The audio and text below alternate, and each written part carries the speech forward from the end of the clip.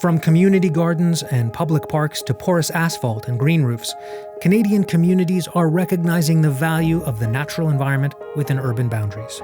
This green infrastructure, which also includes the wetlands and forests that are in and around our cities, provides a range of benefits.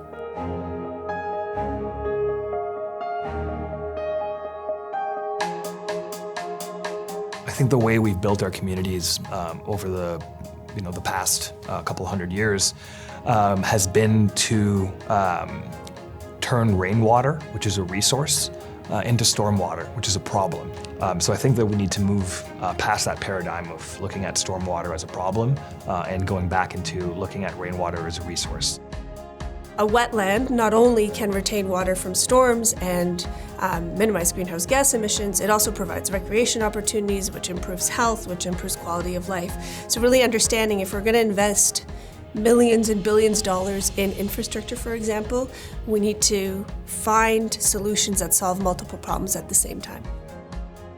We now have probably 40 or 50 locations in London where we can point to and say, if you want to know what a rain garden looks like, take a look. That is the type of thing that will improve the amount of water running into our storm sewers and then eventually to the river.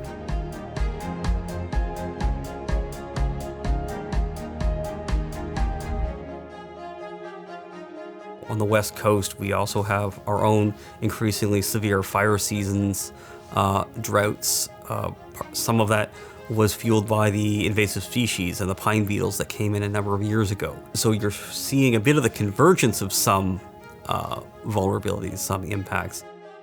Because of warming waters, we're seeing it impact the fishery, which is our livelihood. We live in rural Newfoundland where we were there because of the forestry and the fishery. Seeing the degradation of that natural world, seeing it happen in front of us, has probably helped inspire people to take action and to request their governments take action in Courtenay.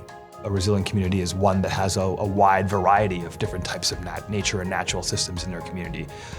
It's not a neighborhood that has one type of tree planted in it that is susceptible to disease or pests. It's an ecosystem. So I think that we need to take an ecosystem approach to our communities to achieve resilience in them.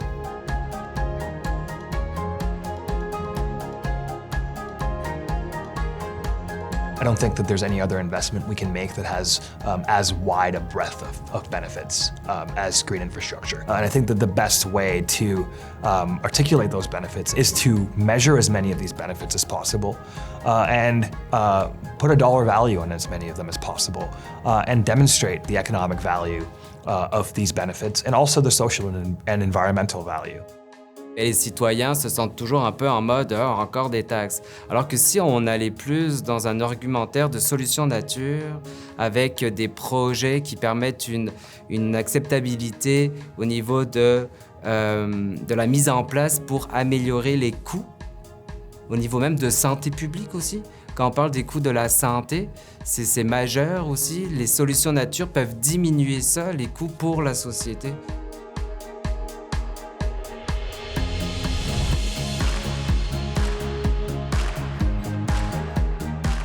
Ça va être important aussi de dire, OK, les citoyens, vous voulez un projet de verdissement, vous allez vous en occuper.